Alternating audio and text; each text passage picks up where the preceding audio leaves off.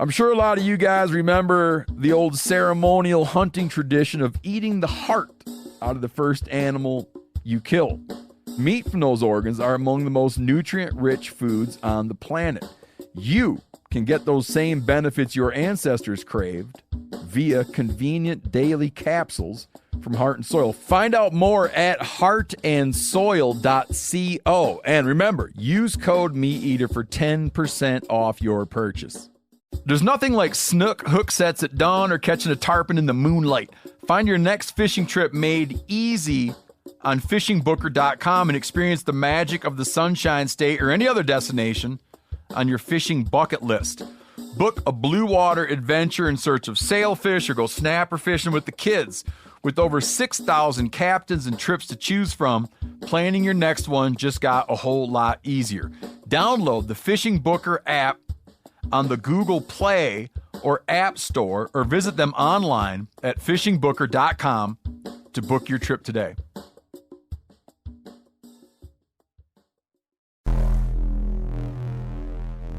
Welcome to the Wired to Hunt podcast, your home for deer hunting news, stories, and strategies.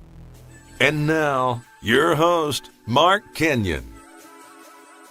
Welcome to the Wired to Hunt podcast. I'm your host, Mark Kenyon, and this is episode number 341.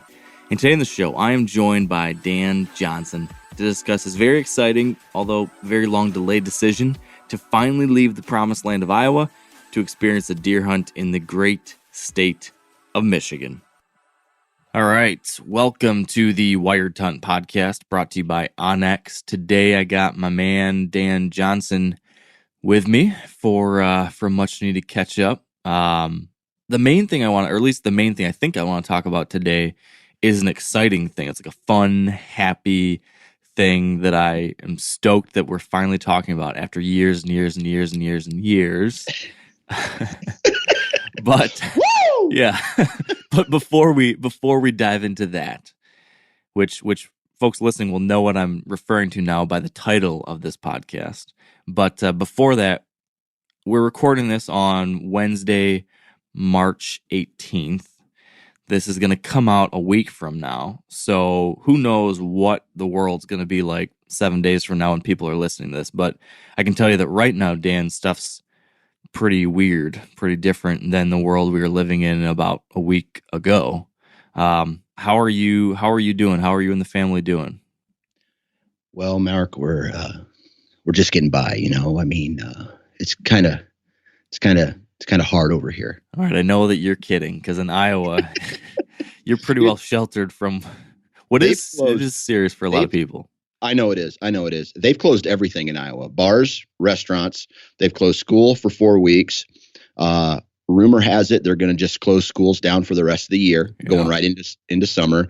And I'm sure that's the same way it is everywhere, right? We're practicing our social distancing. We are trying to wash our hands as much as possible, but you know how little kids are, and they're touchy-feely, and you know, it's going to be one of those things where if one of us gets it, all of us are going to get it. Yeah. It seems like with kids, it's inevitable. The one blessing of this whole thing seems to be that kids are not impacted nearly as much as other groups of people. So the first time I started paying attention to it, the first thing that came to my mind was, what about my son, who's, you know, just a month old and that kind of stuff. That was really scary at first, but knowing that at least there's a little bit of solace and that our kids will probably be okay, that gives me a little peace of mind. But it's pretty crazy stuff out there, man, isn't it? I mean, none of us have ever seen anything like this before.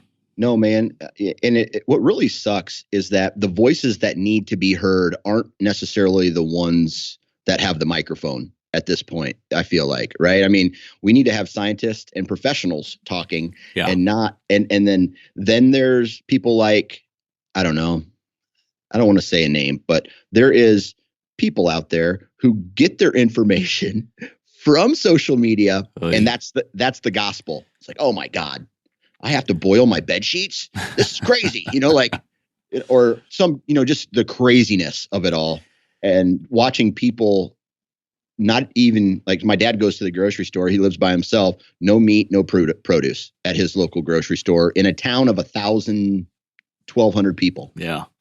Man, I'll tell you what, it's a good time to be a hunter or angler or a forager because we at least have a good store of food that maybe a lot of people don't have. So Yeah. I wonder, and I don't think it will get to this because it sounds like supply chain will be eventually figured out, and I hope it doesn't get to this, but I wonder if there will come a time when we hunters need to think about sharing our stores of meat with people. If it gets to the point that folks can't get red meat, I wonder if we will need to rally the troops and do something like that. I don't know if we'll get to that point. I hope not. But if we do, maybe that's something that we can help with, Let's talk about some of like the dark thoughts that are in your head at the moment, because obviously we're all playing by the rules right now. I mean, I watch videos online of people fighting over toilet paper in the grocery stores, like literally fist fighting over toilet paper. It's nuts.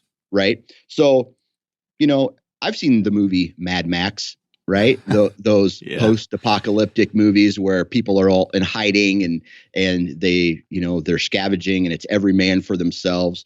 But, you think about that just a little bit, right? Just a little bit, like if shit got real, am I prepared for that? And I don't know. I think me and my family could get by for quite a while based off of common sense and food supply. You have the leather and metal studded like vests and headgear. S&M, right? Basically just straight S&M wear. Have your Mad Max apparel ready. Yeah, my wife leads me around in a choker all day. Have you seen those movies? The most recent one? Oh, the most recent one, yeah. But remember, I'm an 80s baby, so I've seen all the originals. You saw the originals. Okay, I haven't seen the originals. I just saw the newest one, but that's some pretty wild stuff. I hope it doesn't get to that. Right. Yeah, man. I've been trying to keep a level head on everything and not panic at all, but at the same time, take it serious. Yeah. And like you said, you really gotta sort the wheat from the chaff, I guess is what they say, right? You need to learn who to listen to, who are the experts, how do you ignore the noise and the conspiracy theories, but pay attention to the stuff that does matter. So, I mean, I'm paying attention to the scientists, to the CDC, to the World Health Organization, to doctors like Tony Fauci, I think, who has led the whole fight on HIV back in the 80s and epidemics like that. This guy knows what he's talking about, so I'm listening and taking what he has to say to heart. And those folks are saying, like, if we do not take this serious, this thing is unprecedented. So I'm taking it serious, but at the same time not trying to lose sleep over it, and not trying to stay positive, trying to be a good dad, be a good husband, be whatever I can be. Because you can't change the situation around us. All you can do is change what you personally are going to do and how you react to it. So, but you can't help but, I was talking to Doug Darren about this last week.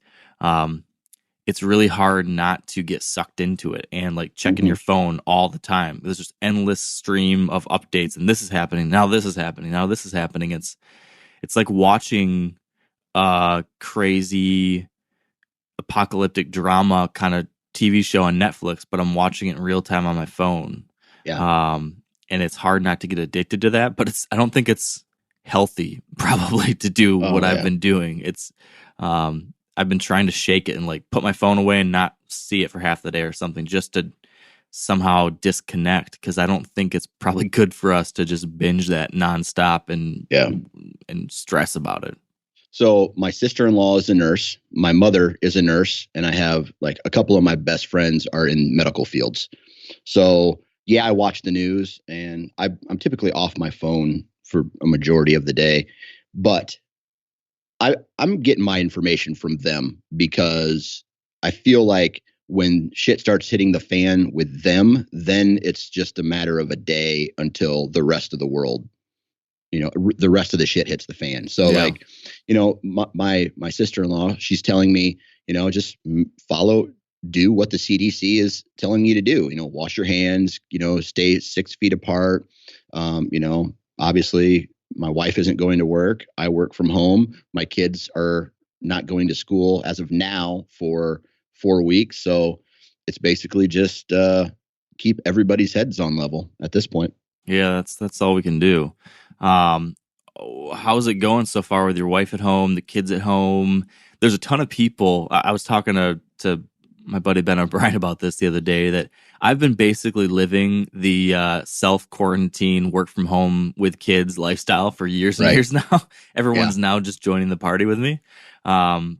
What's it been like for you guys with everyone there in the house? Are you guys able to get anything done? Has it been a mess? What's going on? It's a little frustrating. It's a little frustrating for me because instead of having Monday through Thursday, I typically get about 3 hours to work in the morning where I can throw on cartoons, or I can like kick a ball while I'm sending emails, and my son will run and get it. My youngest son, basically playing fetch with him, and keeping him occupied. Now everybody's home. My wife is home. She's still working full time, right? But now from home. So while we record this, she's doing work, but watching 3 kids. Yep. And, like yesterday and the day before were really nice outside. So we spent a lot of time outside, but today it's an all day rain. So today's going to be a really test of what the next 4 weeks are going to be like.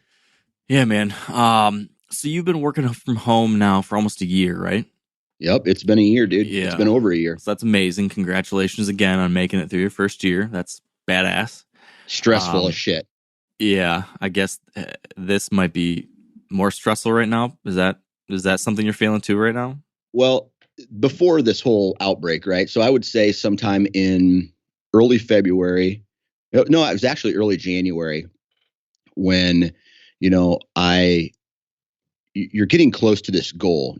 I said to myself, hey man, if I can make it through year 1 by myself doing this thing and still supporting the family and, cutting ends in certain places, I can make it work for year 2 for sure. Yeah. Right. And year 3, because the company and the content are just continuing to grow at that point. And I'm doing it, and it's great, but man, there have been some points along the road, and I actually had a conversation with Chad Sylvester of Exodus Trail Cameras. Yeah.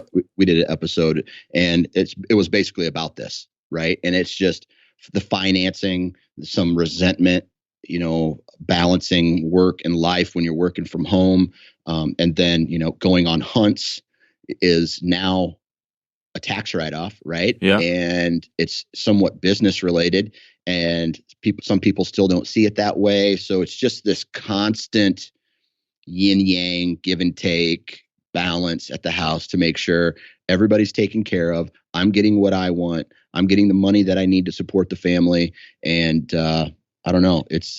Man, I tell you what, the finance part of it is the biggest hurdle. Yeah, no doubt about that. I know that's something that when it's all on you, and there's no safety net with a company, sending you paychecks week by week, it takes on a whole different level of significance. So props to you, man, for making it to year 1. That's a big deal. That's awesome. Yeah. So like they say in the record company, right? Your freshman album, right? You could come out and you could be a rock star, but the sophomore album turns you into a legend. Right. So I got to make sure that year 2 is greater than year 1. You know what I mean? So I just got to keep building. Same with you. It's like every year you got to come out with something new and unique in order to transcend to that next year, to, keep all eyes on you, because let's face it, what we do is all about attention, right? We want people to view our content so we can make money off of it. And so, is what that whole thing is. Yeah, if you're not growing and evolving, you're losing. That's you always have to be growing. So right. I trust and believe that you've got a hell of a great path ahead of you, buddy. So just real quick, everybody please keep an eye out for 9-finger adult videos. That's Dan's next step in this sophomore album is going to be very different. Going from the hunting industry right into the adult industry. I don't want spend too much time on this, but I'm sure that industry is going to be doing very well right now with all the home quarantine stuff. Anyways, moving on. Trust me, Mark. Moving on. Working from home, though, I want to spend like 2 minutes just on this because I feel like there's a lot of people listening now that are all of a sudden working from home that haven't, and they're working home with their wives at home too and their kids at home too. I've been doing this a while, and I don't know if it's useful or helpful at all, but a few things that I've done that have helped me here. I thought I'd just share a couple tips when it comes to this whole work from home lifestyle with kids and all that. It's been like a process for us to figure out how to do that because I work from home. My wife works from home. We both work full time, and we don't send our kids to daycare. So we have our kids here too. So when it comes to just like being effective from work from home lifestyle, one thing that helped me a lot was waking up before everybody else does. So I try to wake up about hour to 2 hours before when the rest of the family wakes up. When they wake up is the variable part, but I'm getting up at 6 and they get up between 7:30, something like that, which gives me a little time to get my morning workout in, to get a little bit of prep work on at the computer done, a few things like that, and just like starting my day on my own time, no one bothering me. That's a great thing. I wish I could get up earlier. I'm just not a good early morning person, but maybe someday I'll have to start getting up at like 5, so I've got more time to do that before everybody else. But that's been a helpful thing. And that routine has been something that really helped. When I first started working from home, I don't know what it was like for you, Dan, you'll have to tell me, but when I first started working from home back in 2013, it was this novelty. So I was like, I'm just going to wake up when I wake up, and I'm going to work all day in my pajamas. And if I want to go do this thing, I'm going to go do that thing. And I just kind of dicked around for a little bit because all of a sudden you could. But I quickly realized that did not lead to me being very effective. So what does work is still having a daily routine, still acting like I'm going into an office. So like I said, I've got a set wake up time. I get like a morning workout in. I get some morning journal stuff done, just kind of outlining my goals for the day, what would make today a success, and things like that, just to kind of prep my day. Get a shower and put on real people clothes. I used to just work all day in my pajamas, and I just feel like a schmuck, and I acted like a schmuck, and I worked like a schmuck. If I put on regular pants and a real shirt and look like a normal person, I feel like I can act and work a lot better. It's a little thing, but I really do think it makes a difference, just like your mindset. So that's helped a lot. And then with the whole kid thing, what my wife and I have had to do is we split the days. So every day, my wife will work a half shift with the kids, and I'll work a half shift with the kids. And then we flip-flop who gets the morning shift versus the afternoon shift. So that for half of the day, you got just you in your own office doing your work without any interruptions. And then for the second half of the day, you are responsible for the kids and still trying to work. And so that half of the day is less great. So if you've got the afternoon shift, that's when Everett's got his big nap. So he'll sleep for 2 or 3 hours, so you can still have a really good time of work. But if he's awake, then it becomes a challenge. So that's what we've done. We flip-flopped, and your day isn't as great as it'd be if you had 8-9 hours completely without interruptions. So you do have to work nights sometimes. You do have to get up early and work in the morning sometimes. You really have to relish those nap times. But I can still get a whole lot done doing that. And we do have, my mother-in-law does come sometimes a couple times a week to help too. That's a great help.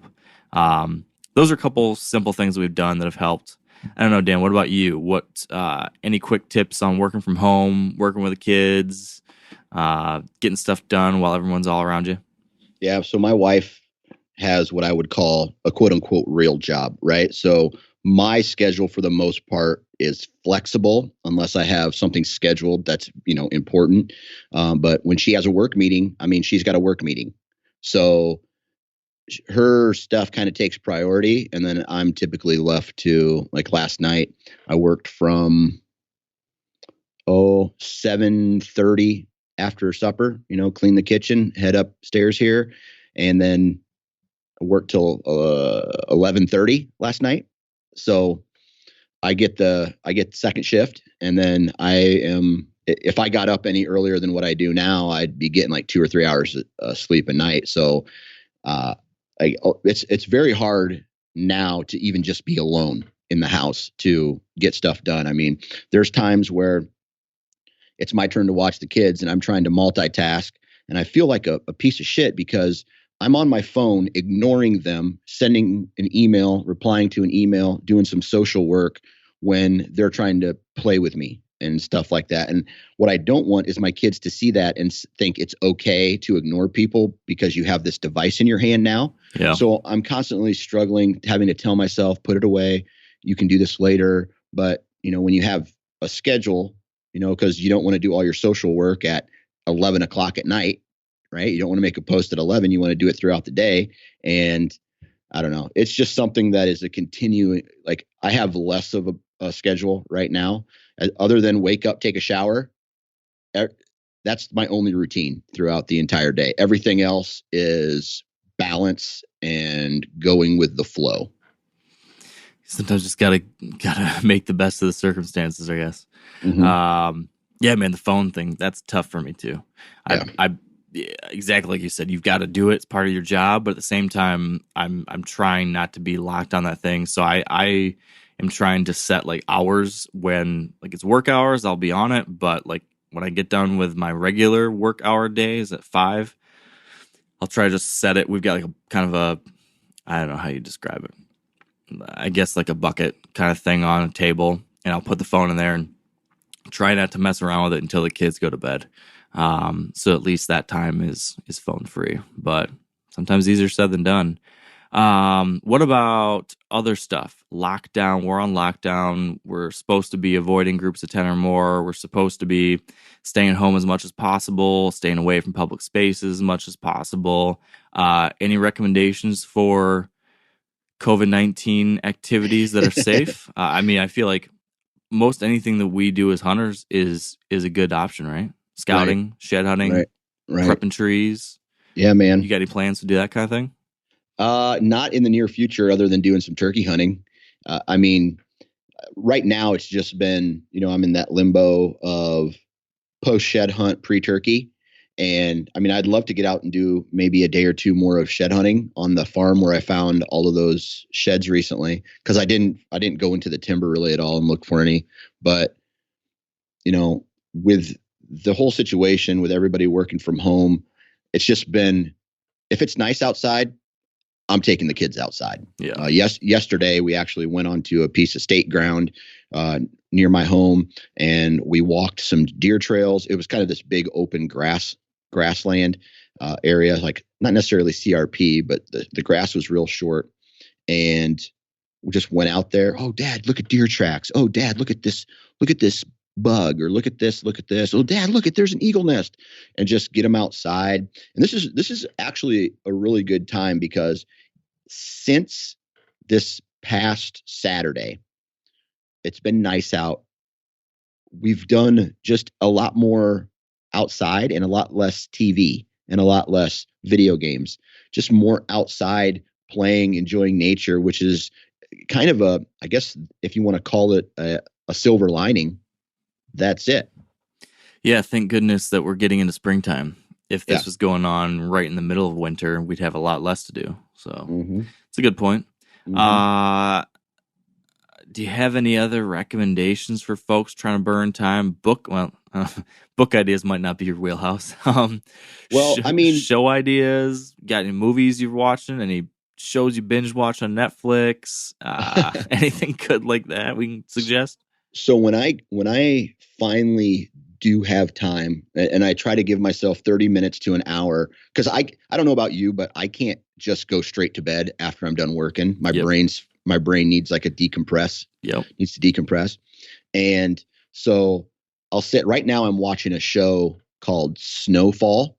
I don't know if you've ever seen it. It's based off of the 1980s crack epidemic, how crack cocaine was actually introduced to South Central Los Angeles, and how the CIA was actually helping provide cocaine to drug dealers. It's loosely based on that, but crack cocaine was supported by the CIA back in the 80s. So is this a fictional show, or this is a documentary?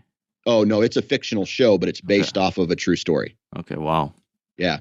So because let's see, the CIA was selling drugs. The money coming in was used to buy weapons that they were flying down to a Southern American country and giving to those rebels to help overthrow a government. Yikes. Yeah, it's crazy. But it's a pretty cool show. I know there's documentaries on it as well, but other than that, man, I watch 1 hour of TV a night these days. Man, you're bringing me down with this story of what was going on in the 80s.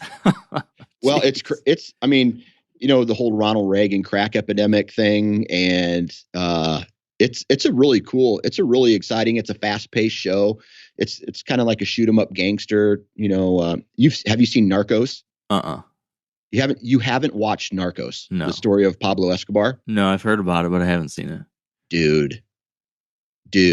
There's like 3 or 4 seasons of it. You definitely need to watch Narcos on Netflix. Okay. Yeah. Now's the time. Yeah, I guess just don't watch a lot of TV.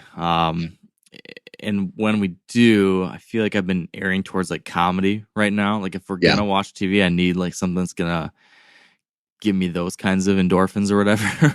Oh, dude, you want to listen to a really funny, God, what's her name? Fortune. I think her name is actually Fortune.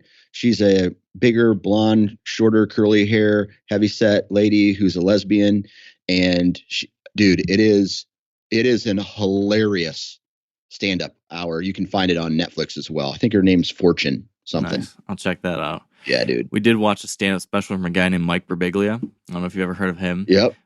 Super funny dude, and it is all about his journey from not wanting to have kids to his wife convincing him to have a child, to then the whole process of his wife being pregnant and what that was all like, and then what the first year was with the baby.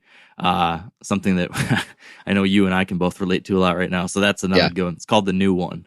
Yeah. Really good stuff. So I also have to tell you what else I've been doing lately to, when I do have time. Well, I'm in a way making time whenever I'm uploading a file or downloading a file or waiting for something to load, or, maybe I'm on the toilet or whatever, you know what I mean? Like those moments are spent straight up e-scouting. Nice. Whether it's my home farm, whether it's Michigan, whether it's South Dakota, whether it's, some other states, because there's a very small chance that I go to Wisconsin, maybe to do a turkey hunt right on the Mississippi River. Nice. So just been doing a lot of getting on Onyx and just scouting. Well, that's a perfect segue, dude. You just said the magic word. Yeah. It's been years in the making. It's been a dream of mine. It's been on my every year I set these goals for the year and then for my 5-year goals. And for years now, right at the top of my list of my yearly goals has convinced Dan Johnson to hunt Michigan. And every year it's there. Every year I check it off as not achieved. Now finally 2020 I can say Dan Johnson is hunting Michigan. There's been a commitment made. It's amazing. Yeah. How I mean, we talked years. What happened? Like, how did this? Is it honestly the fact that you finally realized that you couldn't put off the verbal contract that you made 5 years ago or whatever, or was it the peer pressure? Did enough people bother you about it? How did this happen? This is 100% peer pressure, to be honest with you. So there was a little bit of a technicality when we made this agreement. If I ever am able to quit my job and go full time, I didn't necessarily quit. Oh, geez. I laid off. I was laid off, right? So off of a technicality, I kind of pushed it off. Okay. And then I made the mistake of putting out a post saying, "Hey, I'm not going on my elk hunt this year. Give me an over-the-counter state to where, where I can get a tag easy, where there's a lot of public ground so I can hunt." Did you not expect that response that you got? Well, I thought everybody was going to be real, right? And nobody was real about it. I mean, people were real, but they were just like, dude, you need to go to Michigan because you made a promise. And I was, there were people who weren't even just commenting in that post, they were sending me direct messages saying things like, "Hey Dan, I think it would be really cool if you would hunt Michigan because, you mentioned you're full time now," like going through it, not necessarily calling me out, but just like, but sort of, giving me the timeline of what actually happened. I know the timeline, right? But people were just like, "So here's what happened, Dan. You were laid off, right? You promised Mark, this, and now it's time to pay up." It's almost like no one really gives a shit about me. They're just minions for you. It's been my plan all along, Dan. It's right. Worked out wonderfully. Right. But hey, man, I said, screw it. I'm going to hunt Michigan. And the crazy thing about this whole thing is, for everybody who in the past has said Michigan is a dog shit place to hunt, I have been getting double or triple positive feedback from people saying, "Dude, don't sleep on Michigan. If you work hard and you put yourself in the right position, there is a chance that you run into, something in the Pope and Young category, or, a 2 or a decent 2 or 3 year old, or even a chance at a doe."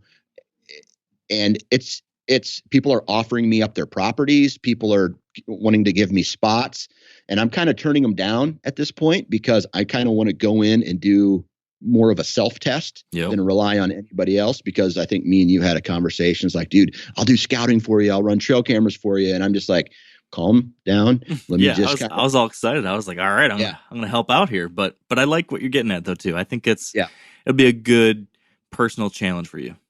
Yeah. And for me these days, it's not necessarily about walking into a piece of property and trying to kill the biggest buck that's there.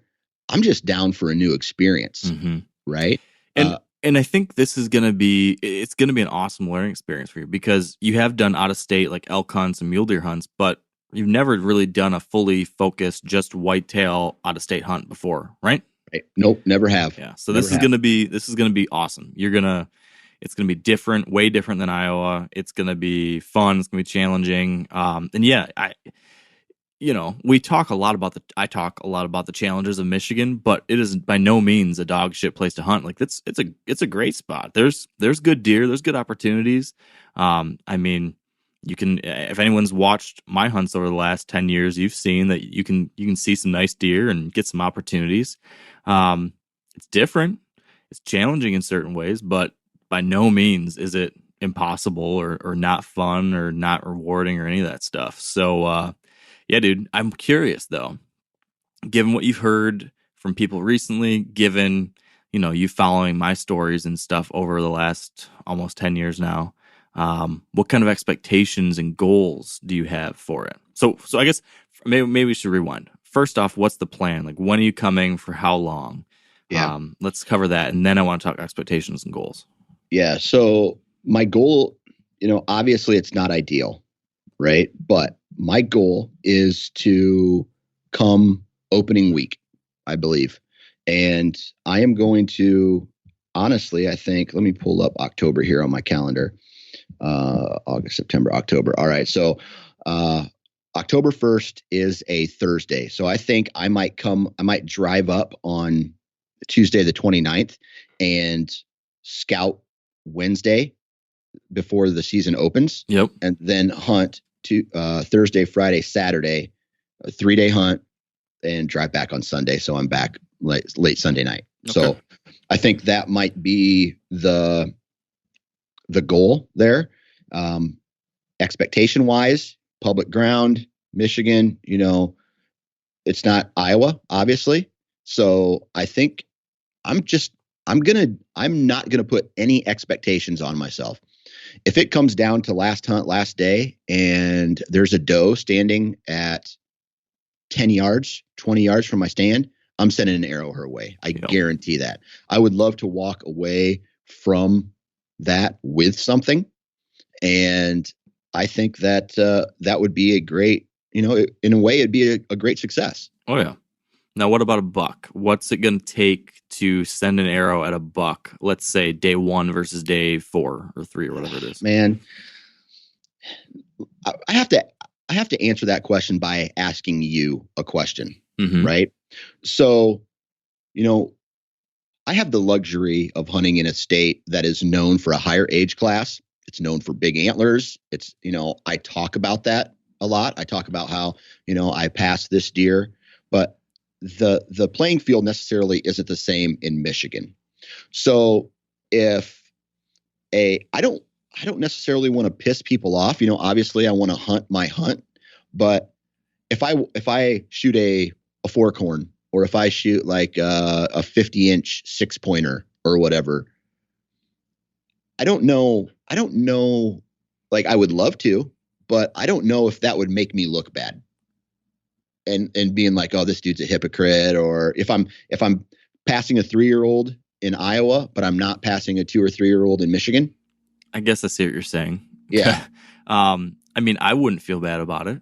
Yeah. Because everyone's got to hunt their own hunt. And when you're on an out-of-state hunt and you're just exploring a new place, and I mean, I get that. I would, like when I went to Minnesota last year on that hunt, very different experience. Had no idea what to expect. Knew it'd be low deer densities. I was going to take whatever buck I saw. But when I'm in Iowa, or when I'm hunting like the spots in Michigan that I know really well and I've hunted for a long time, I've got different goals and expectations. So, I mean, I would tell you that Michigan's age structure is definitely different than Iowa's, big time, very, very different. But it's getting better. Like from when I first started trying to target mature bucks to where it is now, it's definitely better. Like more and more people are passing on younger bucks. You're seeing older deer more often, but it's leaps and bounds different than Iowa or Ohio or Kansas. I mean, as you've heard me talk about, I would say I hunt a couple pretty good spots for Michigan. It's not the best. It's not like 1,000-acre managed farms, but I've got a couple small 67. I got a couple good spots that are between 64 and 90 acres or so. And, I'm seeing one to like on one property, like the back 40, right? There's one mature buck I saw. And then got trail camera pictures of a couple others. Never saw them, but I did get pictures. On the other main Michigan spot I spent a lot of time on, I had 2 3-year-olds that I saw and passed on, and then one buck that I thought was 4. Of all these deer, though, nothing, I mean, if we're talking like antler size, nothing more than like 130s, mid 130s. Yeah. And then another farm I hunt, or another property area I hunt, 1 3-year-old, couple 2-year-olds, that kind of thing. So I would tell you, I think most people around here would point to a 3-year-old and or Pope and Young type buck, depending on what criteria you want to look at, as being like a top tier buck. Yeah. So if you somehow shot a 3-year-old or a Pope and Young buck on your public land hunt, that'd be like a Super Bowl win. I would consider for you. That'd be huge. It'd be amazing. It's possible. I would not. It's not impossible. It's totally possible. But it'd be a huge win to do that. Even to kill a 2-year-old I'd say like, damn, that's pretty good, man. If you killed a 2-year-old.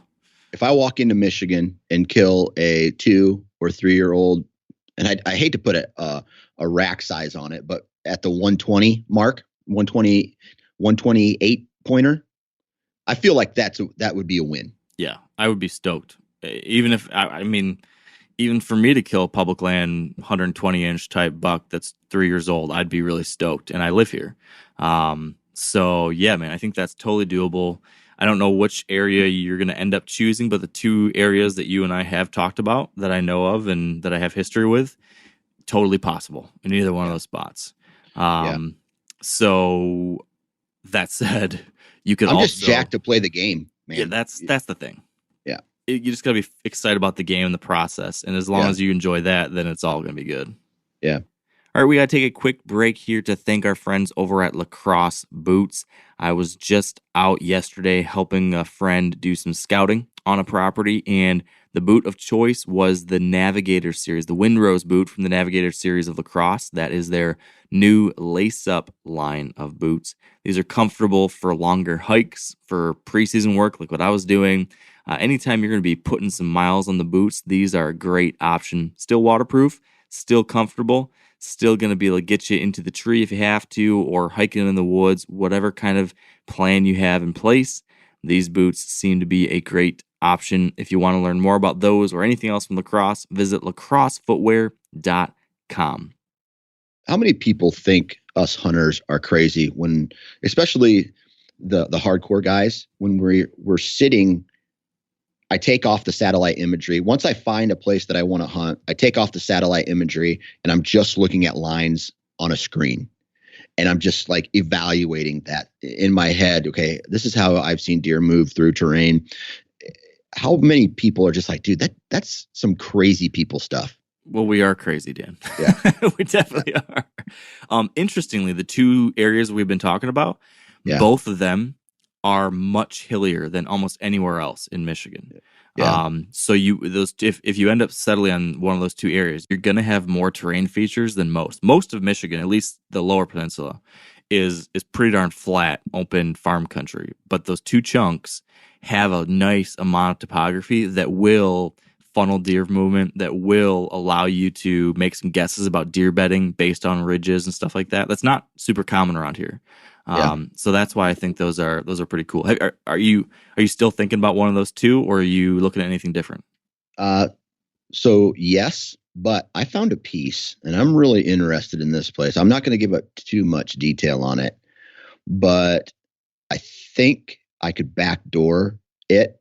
So basically, here's what I'm looking at. I'll just tell you what I'm looking for. I'm obviously looking for any piece of public right now. Then I'm looking at the time of year that I'm going around. I'm going to be hunting there early October. So I'm looking for an ag field that borders it, maybe a private ag field that borders it. Then I'm looking at access points on this piece of public where this access is.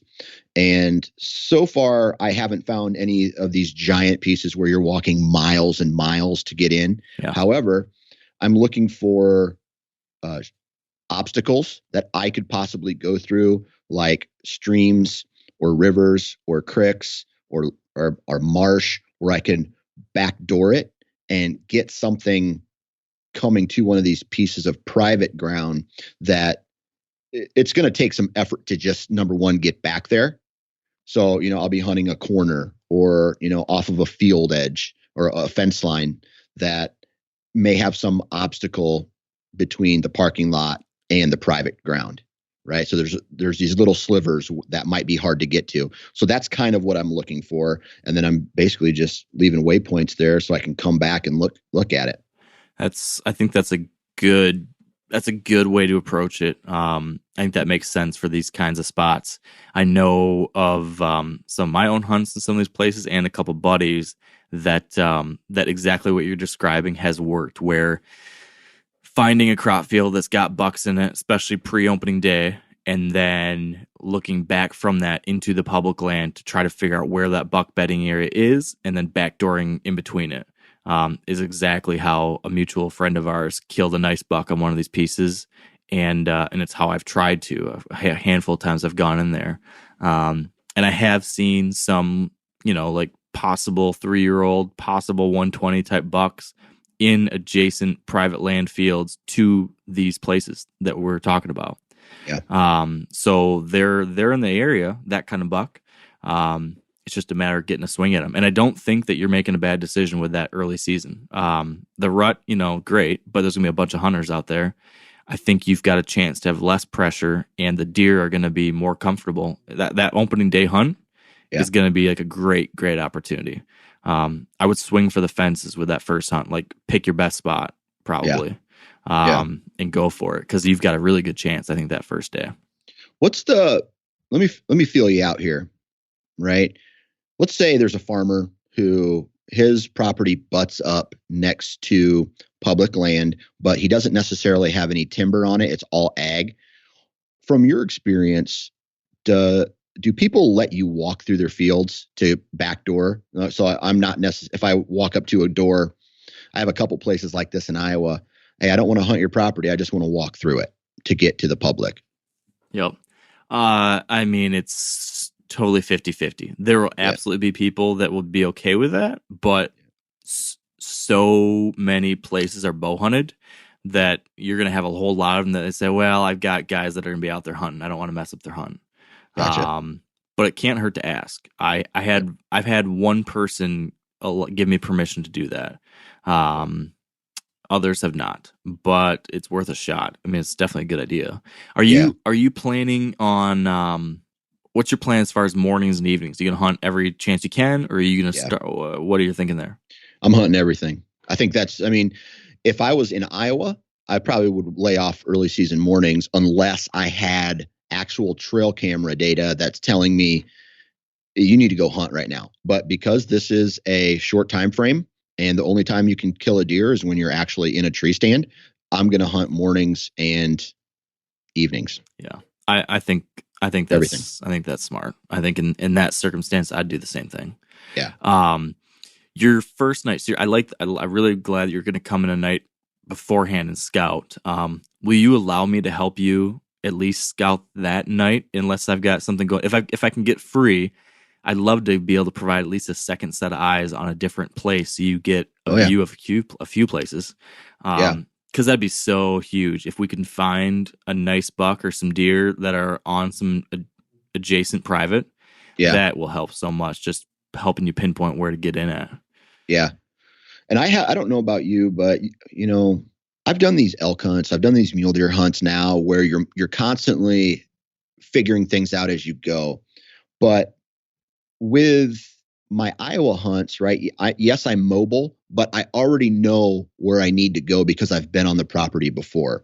What I'm really excited about is this, like an early season grind, if that makes sense. Yeah. Right. Where I'm doing the same stuff that I would do during the rut, but I'm doing it early season. There's going to be a lot more vegetation, but I think what I'm excited about is instead of laying off on an observation hunt, I probably won't do any observation hunts. I'm going to go straight gut. I'm going to find the sign and I'm going to set up right over top of it. Not necessarily any field edges, but doing what I do in Iowa. I don't hunt the field edges, go in, but just go in that much further and be aggressive on every hunt. And if I bump something, at least I know where this deer went and I know when whatever. Yeah. Can I give you a little bit of Michigan insight? Okay. On a few things along those lines. Okay. So I'm thinking about like how you're being aggressive and going in and trying to get tight to stuff. So like I said, there's not as much of the hilly country as you have in Iowa. So you're going to, depending on where you pick, there's going to be more bedding, particularly buck bedding is usually going to be, I think, in the areas you're looking at, it's probably going to be on points extending into swampy stuff or islands in the swamp. Yep. That's usually like the best buck bed stuff around here. Now you might get to a spot where there's some hilly stuff, but most of the hilly stuff around here though is pretty wide open, and a lot of that public land has trails along the tops of the ridges and stuff. So there might be less bedding on those than you might otherwise think. So not, I'm making generalizations, but I would really focus on those swamp points and islands. That's just like dynamite buck bedding in a lot of these Michigan spots. So think about that when you find your food source that you like and you're trying to go back from there, backtrack from there, and figure out where they're bedded. Look for spots like that. And then the other thing I'd tell you is when it comes to like pressure, like there's gonna be hunting pressure. There are gonna be other hunters. It can be variable. Like you might won't get to one of these spots, especially the first place we talked about. You might get out there and there might not be anyone there. It might be all yours. But at the same time, there might also be guys in every parking lot. I don't know. I would have a minimum of 3 to 4 backup plans. Here's my spot I want to check out first. If there's people that are there, then I got a plan B, then I got a plan C, then I got a plan D. Like I had a day last October where I literally had to go to my 4th spot for an evening hunt. I went, there's 3 guys there. Went to my number 2, 2 guys there. Went to this one, 3 guys there. Hiked into a spot, ran by 2 other people in tree stands.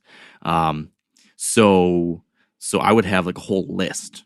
I'd have like 10, and just so that you never find yourself like, oh shoot, where am I going to go? That would be a big recommendation. So I like your ideas of scouting the fields the night before, having a bunch of spots, backdooring them through tough to access places. I think that's smart. Let me ask you a question. What about, are there on the Michigan public, are they allowed to drive four-wheelers or trucks into it? So most all the spots that we're talking about, no. Okay. So you shouldn't have anyone driving in there on that stuff. There will be like mountain bikes though, and I don't know what the e-bike rules are, to tell you the truth. I'm unsure about that. So I wouldn't worry about trucks though, in the spots we've looked at. What else? If you're leaving up tree stands, they're supposed to be labeled with your name and information on it. That's a little thing to keep. I know you're probably going to be running and gunning, but if you decide to leave one up for a couple days for some reason, that's what you're supposed to do. I don't know. What other things like high level would be helpful? I don't know. What other things are you wondering about that I might be able to give you some insight to? I really don't know at this point. Like I said, I'm still in straight up scouting mode. Obviously only digital scouting can only tell you so much, but I'm just looking for corners. I'm looking for, especially inside corners, right? Where the property is on the outside of it and the field might go into the private, or excuse me, the private field might go into the public, and looking for those corners. I've seen deer throughout the years take advantage of those places. But a lot of it has to do, will just be straight up, once I get there, once I get the boots on the ground, I'll find out more information. But it's funny that you mentioned these islands and these peninsulas into marshes, because I have, let's see, 1, 2, 3, 4 points marked on this one piece of public that I've been scouting already that are exactly what you said they are.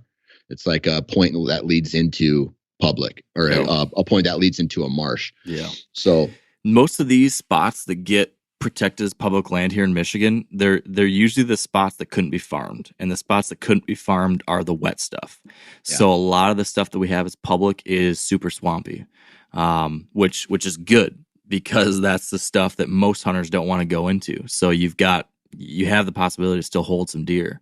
I know we've talked about this before, but even when I'm looking for private land to hunt in Michigan, I almost always am trying to get something with a big swamp, because that is like sometimes the only place where a buck can survive gun season. So definitely keying on that. Oh crap. I had something I was just, oh man.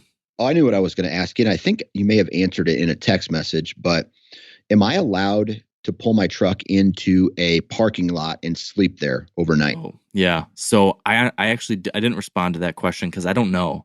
I think the answer is probably no, actually, but Okay. I'm unsure. But I do know that there are campgrounds near some of these places where you can camp, but you'd have to pay the camping fee. Right. But yeah, I can point you to a couple close campgrounds to some of these places that. I know what I was going to tell you. Let me write this down before I forget.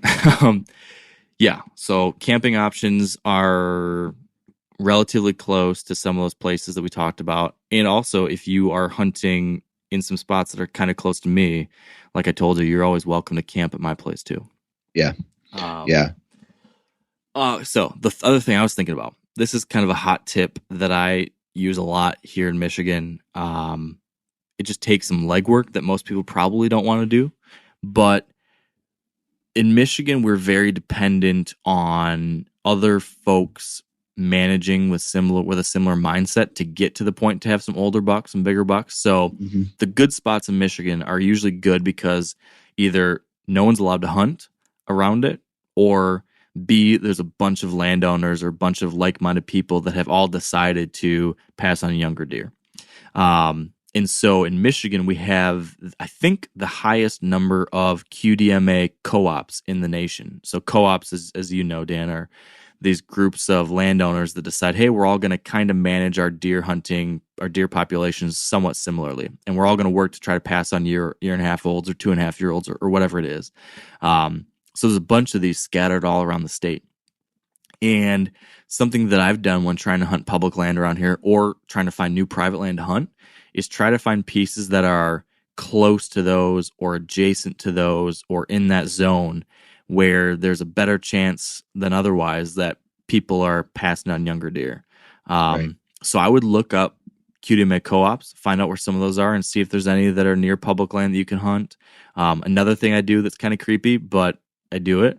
I did this when I was trying to find the back 40 property to buy that, and then also when I'm looking for just places to ask permission or anything, I would, Google the area and names of people that own land around there or hunters, and look on Facebook or look on Google and try to see if people have posted pictures of deer they've shot around there, or if there's been a news article about the big buck that was shot around here, or if there's a buck pole picture for the QDMA co-op in that area. Different things like that can just give you an idea like, oh yeah, this area is pretty decent, or oh wow, this property that's right next to that piece of public land, well, that dude posted a picture of 2 4-year-olds he shot last year. That's interesting. I would basically Facebook stock. Yeah, Facebook, Instagram, Google stalk these areas. It really can help. I think that's something that is worth doing if you're trying to come in and find a new place, figure out if it's worth spending some time. Now, I can tell you based off my own previous stalking that the 2 areas we've talked about have potential for those reasons. Yeah. But you might find some other spots similarly to that too. So that's something for you to keep in mind, and for other people in other states, whatever. I mean, I think that's something you could do anywhere, and help a little bit. Yeah. I don't know, man. I'm just, every time, whether it's an elk hunt or a mule deer hunt or now this hunt, I just keep going back to the excitement of planning. I don't like if there was another job out there other than doing what I'm doing, I think it would help people plan hunts. Right. And just, that's fun. Like, hey man, I'm going to draw an Iowa tag. I want public ground, or I'm going to draw this state. I help them go out and achieve that. Like kind of what this conversation is right now. Right. I think that would be so cool just to, all right. So, I'm looking at this terrain right here. You might want to do this and this, hey, this guy does this, whatever. I don't know. It's funny you mention that, because honestly, like, I have this boost of excitement because I'm getting to do that with you right now. Yeah. So yeah, I totally get what you're saying, because that is so much fun. Hey, speaking of camping places, what's your plan, like camping setup? Are you going to do a tent? Are you going to sleep out of your truck? Are you bringing a camper? What's your thoughts there? Yeah, I'll probably... I got a topper on my truck, so I think I'm just gonna stuff all my stuff in the back and, cook my meals inside the cab. If it's nice out, be outside. If I go to a campground, I'm gonna bring my tent with me just in case. But I think just camping out of my truck is the best. Sleeping in the back is just going to be the best thing, because I don't have to set up or tear down anything. Just wake up, eat my breakfast, get after it. Yeah, man, that's my favorite too. I think you're so mobile that way. You're not stuck in any place. So yeah, when you set up the tent, and not that I don't do this sometimes, but when you set up the tent, you're a little bit burdened, or you're a little bit locked in. Like you just have this new feeling like, I don't really want to tear down all this stuff and go to a new place. But when it's always in your truck, if stuff isn't going good after a day and a half or 2 days, you're like, whatever, let's just go to the next spot. Yep. There's nothing holding you down. So I like that truck camper camping lifestyle for this kind of hunt. Yeah. So that, and just, other than the potential to maybe have some electricity at some point, like, I don't know, charge my ozonics, or, charge my phone or something like that. I might take you up on, I don't know, your garage or something like that. But yeah. Other than that, man, I think it's pretty self-sufficient, especially on that time frame. Really just 3 days. I'll be able to have a cooler of food that'll last me. Deer salami and cheese, and maybe a couple beers and water, and I don't necessarily need to take a shower. Just like kind of a Western hunt, and just go for it. I love it. I love it. That's a lot of fun. I'll bug you to use my shower and to eat good food if you're willing to take it, but I also fully support your dirtbag lifestyle choices too. Right. You know how it is though. There's something about going out and doing it all by yourself. I totally get it. That it's not like I don't want to hang out with people, but I just want to I don't know, there's this solitude that we all kind of, and not the quarantine solitude, but like the by choice solitude. Right. Just like go out and be closer to nature and be by ourselves. And I don't know. It's like, I long for that kind of thing. 100% right there with you. What do you think we should do as far as covering this? I feel like we should do, at a minimum, a pre-hunt podcast and a post-hunt podcast. Yeah. But I wonder if we should do like a daily breakdown. I'm sure you're going to do your own thing, but I wonder if we could do some stuff together kind of to capture it in a special way. I think what we should do is the day that I come into Michigan, I'll go scout, or we can go scout together or whatever. Then we do a podcast after we do like a morning or afternoon of scouting. Yep. Okay. We do that. And maybe halfway through the hunt, we can do a touch base. And then after the 3 days, we do a full one. Yeah. That works for me. I think it's gonna be fun. I think it's gonna be awesome. And I don't know. There's nothing I enjoy. There's few things I enjoy more than when you've got a group of buddies that are all out hunting, and then someone has some success, and then you get the phone call, and everyone's got to come out and help track or help with whatever it is. Like that group, that excuse for some camaraderie during hunting season is like one of my very favorite things. Absolutely. How far does Furter live from you? About an hour. An hour. Okay. Yeah, so he definitely is in range. And our buddy Andy May, our buddy Andy Bradley, Dusty, Corey, all those guys are right in this general zone. So we're going to have to bug you at least one night with beers and a campfire or something. Oh yeah. I'm up for just about anything, man. I don't know. It's just another hunt to get excited about. One thing to keep in mind, this is a little bit of a jump from stuff to be excited about, but something you will have to take into account if you do shoot a deer. We've got CWD regs here. Yeah.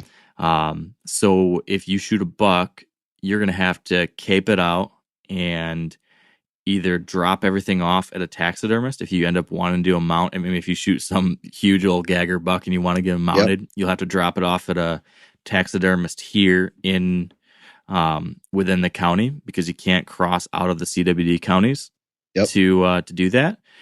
Or you can cut off the antlers and remove all the brain tissue, all tissue and stuff off it. So you just have the skull plate and the antlers. You can take that out, and you can take deboned meat out. But otherwise, you'd have to do it within the little couple county region. Yeah. And deal with all that. Yeah. If I shoot a deer, I'd probably just debone it all right there. Can I have it processed out of state? Like I can take all the meat out off the bone. Yep. Package it, and then I can take it back to Iowa and use my processor. Okay. Yep. Right. So if you debone everything, you're good. You'll just have to. It would be a good idea to get it tested. That'd be like the smart thing to do would be to drop off the head or stop at a check station where they can remove the lymph nodes to get tested, just to be on the safe side. Yep. And to kind of do our part for citizen science. Yep. But then yes, you could take the skull cap and the antlers, and you could take the boneless meat and take off with all that stuff, and you'll be good to go. All your deer get tested? Yep. I'm doing testing for everything now. Any positive Nope. hits? No positive. Not yet. Okay. So in the county that I'm in, there's not been a positive yet, but there's a county adjacent to us where there is positives. Got you. So, one of the spots you and I have talked about should be pretty far from where the CWD stuff is. Mm-hmm. One of them is a little bit closer. But neither one, I think, is in a county yet. They're both adjacent. Gotcha. But still smart to just be safe. Yep, absolutely. But yeah, it's a little bit of a added regulation, but it's not a huge inconvenience. The whole process is really easy. I've done it multiple times now. If it's a doe, you just head in there, you cut the head off, put it in a bag, put it in a box, and fill out a quick form. Or there'll be people there that can help you do all that. Sometimes it's just a drop station. Sometimes there's people there to help you with all that stuff. It takes less than 5 minutes. So not a big deal at all. Yeah. Cool, man. Yeah. So Michigan, I'm pretty excited about it. I'm going to keep doing my, obviously I love talking to people. I'm going to keep doing my digital scouting, and anybody who's listening out there who, I'm not looking for places to hunt necessarily. I can do that on my own, but I just love communicating with people who, let's say, hunt Michigan and have maybe tips and tricks about, like this whole marsh hunting is new to me because I don't hunt very many marshes here in Iowa. Most of it's either, if it's wet, it's a river bottom type ground, right? Yeah. So just talking strategy with people, or, hey, maybe there's a regulation that I need to know about or something, just like an open conversation with people is, more than welcome. Well, I'm sure you'll get a lot of help from people. I know a lot of folks are excited to welcome you to the land of the, I don't know what it is. It's not the land of the giants. It's the land of the some opportunity. We'll call it. I'll tell you what. When I think of Michigan, I think of a state that has a deep tradition in hunting and fishing. Another state that comes to mind right off the top of my head is Wisconsin, right? So I think of Michigan as people who love to hunt and fish and take advantage of all these opportunities that we have in front of us, and who are sportsmen at heart. And I'm excited to go hunt where these people hunt. Yeah. The only regret I have about this is that I wish you could get up to our northern Michigan deer camp and experience that, because that is the essence of Michigan hunting tradition up there. Getting out in the big woods. It's totally different up there. Yeah, the cabin in the middle of nowhere and the wall of little tiny antlers and the wood burning stove. That is super cool. So how far is Kenroven from where you live? How many hours north of that? 3.5 hours north. Okay, so that's not too terrible. It's not too terrible. If you tag out early and you want to just go for a day trip and check it out, we should do it. Yeah. No, let me ask you this. I love food. And so Iowa is known for the big fat pork tenderloins, right? Like they're as big as your plate, and they give you like a little bun, basically. And okay. You know what I'm talking about? I don't know if I do. Oh, buddy. Then you haven't really hunted Iowa. I guess not. If you haven't taken advantage of the pork, the Iowa pork tenderloin. See, I've always done like fish fries and stuff is like the special meal I get out there. Yeah. I can remember that we went, what was that, like the all you could eat catfish dinner that one night we there. It's but amazing. I'm talking about, like, Iowa is known because we have a huge pork producing community. Iowa is known for these big giant pork tenderloins. It's a sandwich, right? So big breaded kind of thing. Breaded, right? Yeah. Big breaded pork tenderloin. What is Michigan known for? Ooh, it's a great question. So northern Michigan, like the UP, has a thing that's definitely, like, I can point to right away. It's called a pasty. You ever heard of a pasty?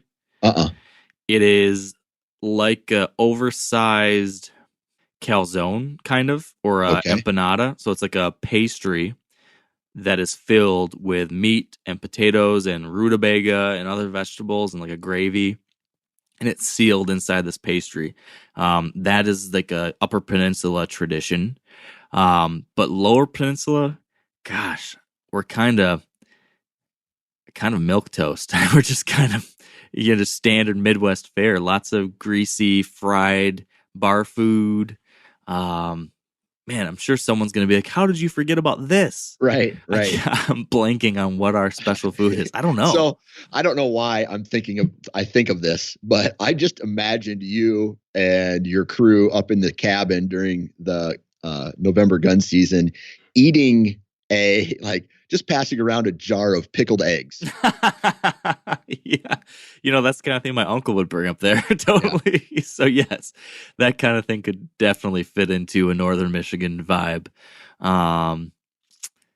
Man, I just feel like I'm letting you down here, not being able to think of what our traditional food is, but, it's all right. Maybe it's just, it's anything, but just the quantity is lots of it.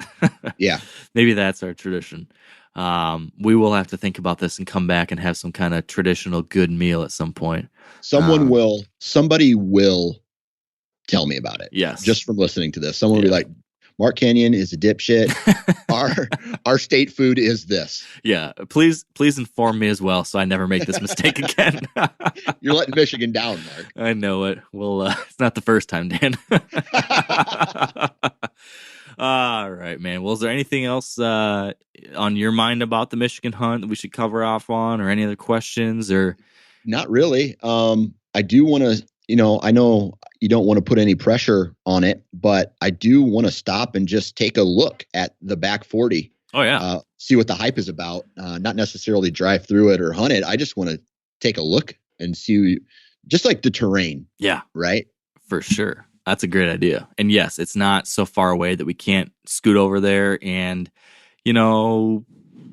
we could probably do a little drive around some of the edges and pull a camera or something like that I'd want to do anyways and give you a view of it too. So what's nice about it is it's in one of those rare places that has a little bit of a hill to it. So you can like get a nice little vantage and see across parts from a few locations, which you can't do in most areas. So I'm excited for you to see it. I'm just excited to kind of show my little neck of the woods to you, since I've got to spend so much time over by your stuff. It's going to be fun to get to return the favor. Yeah, absolutely, man. I'm jacked. And I think, what would happen? What would actually happen if I shoot a Frank right out of the gate, first time ever, day one? And, obviously the odds are against that. But would people hate me more than they already do? Oh, without a doubt, you would be loathed by the Michigan hunting community. Dan's going to be like, I don't know what you guys are talking about. This is a piece of cake. Easy. This is easy. There's booners around every tree up here. Every tree. And then I never could give you shit about Iowa then after that. Yeah, I hope for you to have the best luck possible, but that would make my life more difficult if that happened to defend myself. But not too much luck, right? Yeah, it's like, exactly. Good luck, but please. Not too much. Do me a favor and only shoot like a 120. No, what would be amazing is if you shoot a nice buck, and I'm going to be taking a stab at my best buck that first night or two as well. So I'm going to try to kill Tran the first night or two. So you shoot a buck and I kill Tran within the same day or two, and we will have the most epic celebratory podcast of Wired to Hunt all time. Would this be the podcast where we both get drunk on air? Yes, within safe limits, we will definitely do that. And yeah, we would have open can policy for the podcast. Oh, nice. What's the beer of choice in Michigan? You should know this, hopefully. Man, it's so diverse, but have to be a Michigan brewery. So Founders is a great Michigan brewery. So I'm going for like all day IPA would be a very good choice. Or another favorite of mine is the Dirty Blonde by Atwater Brewing, which is out of Detroit. Okay. Founders is out of Grand Rapids, where I grew up. So either one of those would be really good choices. That just tells you how different we actually are in almost every aspect of life. Like here you are, it's like, hey, tell me about a Michigan beer. And you're like, well, yeah, we got all these craft beers. It's so delicious and shit. I'm just like, hey, man, I'm going to bring a 30 pack, more than likely of Busch Light, because I've been drinking that shit since 8th grade. Hey, man, more power to you. Well, I'm pumped about this. I'm very excited. It's going to be fun. It's going to be fun to be able to follow your preparations throughout the spring and summer. And I'm going to have a hard time not wanting to do drive-bys these places and get you reports. So I'm going to do my best to leave you alone and not interfere with your planning, but I'm also excited. Don't get me wrong, Mark. Help and saying, oh, dude, I saw a great deer in this field the other day are two completely different things. Like, okay, information is great, but I don't want anybody to hold my hand. Okay. Fair enough. We'll find a healthy middle point. Yeah, so just tell me where Andy May hunts and we'll be good. Yeah. I could point you to a couple spots. Right now, he's like, oh, no, if he hears this, he's not happy. Don't talk about it. I'm going to get a phone call at about noon on Thursday. All right, dude. Well, good stuff. Thanks for taking the time to catch up. Be safe. Keep the family healthy. And let's talk again soon. All right, guys, that is it for us today. Thank you for listening.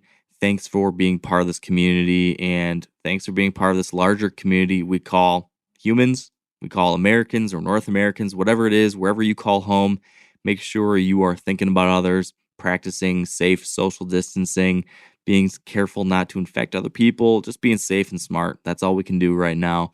And also support your local businesses in whatever way you can. You probably can't sit in a restaurant or go to many stores right now, but place a takeout order or place an online order at a local pro shop or a bookstore, whatever kind of thing you want to support. There's a lot of people out there right now that are struggling due to a lot of these current changes and challenges. So do what you can to give back if possible. And until next time, thank you and stay wired to hunt. I'm sure a lot of you guys remember the old ceremonial hunting tradition of eating the heart out of the first animal you kill. Meat from those organs are among the most nutrient-rich foods on the planet. You can get those same benefits your ancestors craved via convenient daily capsules from Heart and Soil. Find out more at heartandsoil.co. And remember, use code MeatEater for 10% off your purchase. As you know, the Meat Eater live tour is on April 23rd through May 5th. Chances are in a town near you. What you may not know is you can win tickets to each of these events just by going to a backcountry hunters and anglers pint night. There's going to be a pint night in each of these towns: San Diego, Salt Lake City, Tempe, Anaheim, Boise, Sacramento, Missoula, Portland, Tacoma, where you can compete in Meat Eater trivia and win not only tickets to the show, but a chance to be on stage with all of us. So get your butt to a pint night, and we'll see you on stage.